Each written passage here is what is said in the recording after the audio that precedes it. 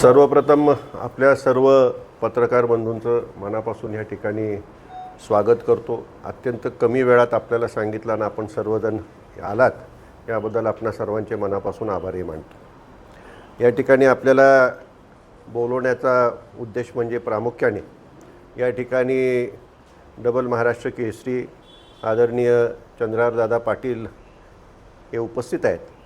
त्यांना शिवसेना पक्षाने माढा लोकसभा मतदारसंघाची जबाबदारी दिलेली आहे आणि त्याचप्रमाणे त्यांच्या समवेत हिंदकेसरी पैलवान वेताळसाहेबसुद्धा ह्या ठिकाणी उपस्थित आहेत. त्याचबरोबर आमचे सर्वच शिवसेनेचे कार्यरत असणारे सर्व कार्यकर्ते आणि त्याचप्रमाणे पंचायत समितीचे उपसभापती अमोल सस्तेही उपस्थित आहेत.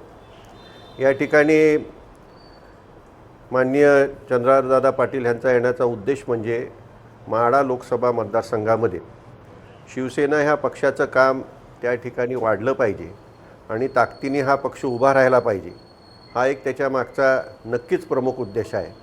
आणि त्याचबरोबर आत्ताच्या घटकेला जे मतदार याद्यांचं अद्ययावतीकरण चालू आहे, ज्या मतदार याद्या अद्ययावत करायचं काम चालू आहे, त्या कामामध्ये शासनाच्या धोरणानुसार त्या ठिकाणी प्रत्येक पक्षाचे प्रतिनिधीसुद्धा त्या ठिकाणी मतदार याद्या अद्ययावत करत असताना घेण्यात यावेत अशा प्रकारचे निर्देश आहेत. त्याप्रमाणे BLA 1 आणि BLA 2 अशा प्रकारची नेमणूक करायची होती. त्याच्यामध्ये BLA 1 ही नेमणूक फलटण कोरेगाव मतदारसंघासाठी शिवसेनेचे कार्यकर्ते श्री विराज कराडे यांची करण्यात आलेली आहे आणि त्यांच्या माध्यमातून आजच त्यांना चंद्रहारदादा पाटील यांनी BLA 2 नेमण्याच्या दृष्टीने त्यांना अधिकार दिलेला आहे. तशा प्रकारचा शिक्का जो BLA 2च्या ओळखपत्रावरती द्यावा लागतो तो प्रदान केलेला आहे. आत्ताच काही वेळापूर्वी त्या ठिकाणी शिवसैनिकांचा मेळावा घेण्यात आला, त्याच्यामध्ये हा शिक्का त्यांना प्रदान करण्यात आला आणि आता BLA 2ची त्या ठिकाणी निवड ही आम्ही केलेली आहे. आता त्यांना त्या ठिकाणी ओळखपत्र मिळतील आणि त्यांच्या माध्यमातून पूर्णपणे शिवसेना ह्या पक्षाचं लक्ष ह्या याद्या अद्ययावत करत असताना त्या ठिकाणी राहणार आहे आणि जे पात्र मतदार आहेत ते राहिलेच पाहिजे आणि जे अपात्र आहेत ते कमी झालेच पाहिजे अशा प्रकारचा त्या ठिकाणी पक्षाचं धोरण राहणार आहे. परंतु जे पात्र आहेत आणि जे योग्य आहेत ते मतदार यादीमध्ये कसे राहतील अशा दृष्टीने आमचा तो दृष्टिकोन असेल आणि त्याकरता ही जबाबदारी पूर्णपणे पक्षाने चंद्रहारदादा पाटील यांच्यावरती सोपवली आहे आणि अत्यंत समर्थपणे त्यांनी या संपूर्ण BLA 1 BLA 2 आणि ह्या संपूर्ण प्रक्रियेला भरपूर वेळ दिलेला आहे आणि त्यामुळे ते आज ह्या ठिकाणी आलेले आहेत. त्याचबरोबर पक्ष वाढवण्यासाठी शिवसेनेच्या गावोगावी शाखा, वॉर्डावॉर्डात शाखा आणि वस्तीवर शाखा निर्माण करण्याचं सुद्धा धोरण त्या ठिकाणी आम्ही ठरवलेलं आहे आणि 11 तारखेपासून 11 मेपासून 17 मेपर्यंत आम्ही फलटण तालुक्यामध्ये किमान 100 शाखांचं उद्दिष्ट त्या ठिकाणी आम्ही घेतलेलं आहे आणि ते आम्ही पूर्ण करण्याच्या दृष्टीने कामाला लागलेलो आहे.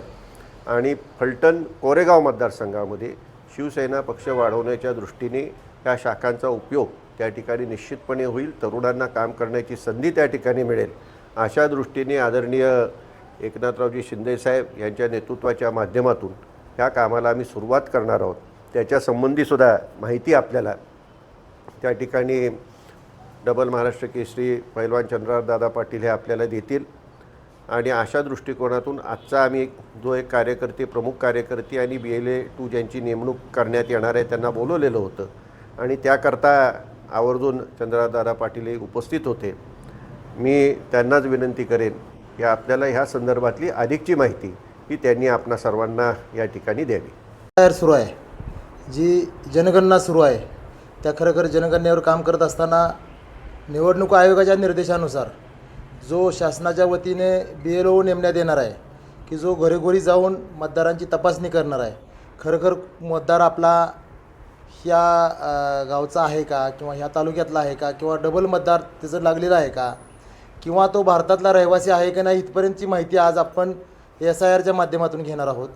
आणि खरोखर ते BLOचं काम जे शासकीय अधिकारी करणार आहेत, मग ते शिक्षक असतील, अंगणवाडी सेविका असतील किंवा तलाठी ग्रामसेवक असतील, ह्यांच्याबरोबर एक प्रत्येक पक्षानं BLA नेमण्याची जबाबदारी निवडणूक आयोगानं प्रत्येक पक्षावर दिलेली आहे. ते BLA नेमण्याचं काम आमच्या शिवसेना पक्षाचं सुरू आहे. जवळजवळ ते काम 100% फलटण असेल किंवा माढा लोकसभा मतदारसंघाचं 100% काम पूर्ण झालेलं आहे. आदरणीय पक्षप्रमुख एकनाथजी शिंदे साहेबांनी जी माझ्यावर संपर्कप्रमुख जबाबदारी दिली संपर्कप्रमुख म्हणून, त्याच पद्धतीनं फलटण असेल, मानखटाव असेल, ह्याची जबाबदारी इथं आदरणीय राजेसाहेबांवर होती. ती खरोखर आम्ही आज मला सांगायला अभिमान वाटतो आहे, आज शिवसेना पक्षाचा एक शिवसैनिक म्हणून, पदाधिकारी म्हणून. आज संपूर्ण महाराष्ट्रामध्ये BLAची यादी पूर्ण करणारा शिवसेना पक्षातील नव्हे तर सगळ्या पक्षातील माढा लोकसभा मतदारसंघ हा पहिला आहे की ज्याने 100% यादी ही BLAची पूर्ण केलेली आहे. आज माढा लोकसभा मतदारसंघामध्ये म्हणजे मला वाटते 2050 ते 60च्या दरम्यान काहीतरी BLA नेमायचे आहेत. पण आज 3000 BLA म्हणजे आम्ही एका बूथला काही ठिकाणी 2-2 BLA नेमलेले आहेत, काही ठिकाणी 3 नेमलेले आहेत, जिथं जशा पद्धतीनं जसे शक्य झाले.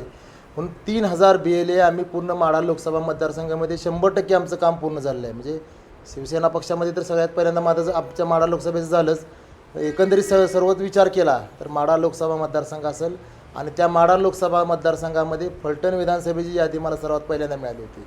त्यामुळे खरोखर मला सुरुवात करतानाच एवढा आनंद झाला संपर्कप्रमुख म्हणून की आदरणीय राजेसाहेबांसारखी सगळी लोकं माझ्याबरोबर आहेत आणि काम करत असताना जी मला एक सहकार्याची भूमिका मिळते. आज सांगोल्याला शहाजी बापू असतील किंवा पक्षातील माळशिरसला आमचे दत्ता मगर सभापती आहेत जे शिवसेना पक्षाचे आहेत.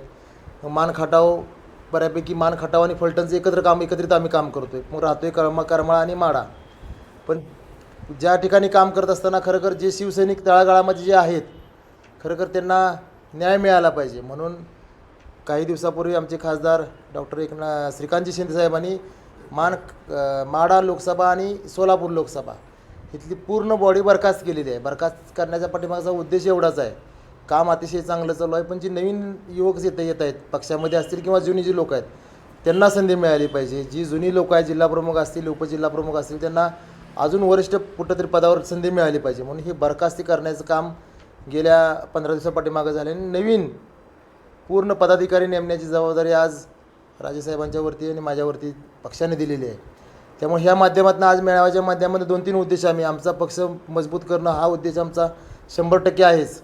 कारण आज राजेसाहेब बरोबर आल्यानंतर जी पक्षाला आमच्या खरोखर एक 10 हत्तीचं बळ आले असं मी म्हणेन, ते खरोखर अजून कसं वाढवता येईल.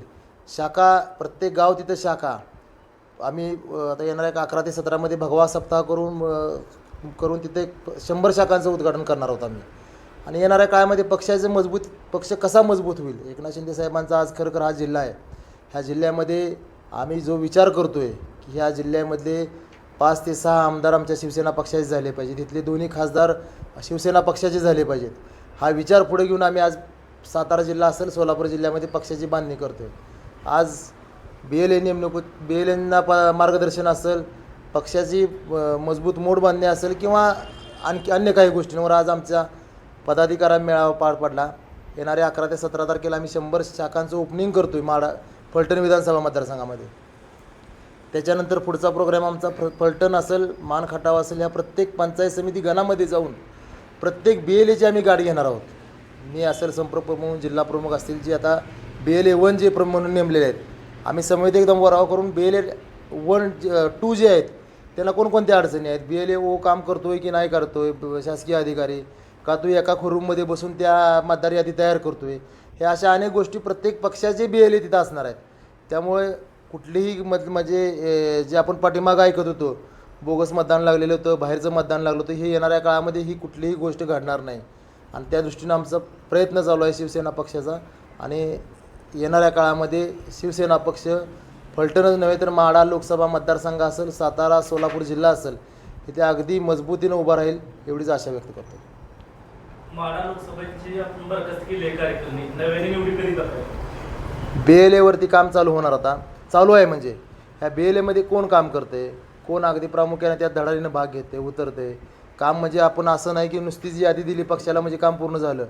तो प्रॉपर BLA आमचा काम करतो आहे का नाही करतो आहे, ज्या तालुका प्रमुखानं, ज्या BLA 1 प्रमुखानं जी यादी दिलेली आहे ती खरोखर जुन्यून यादी आहे का.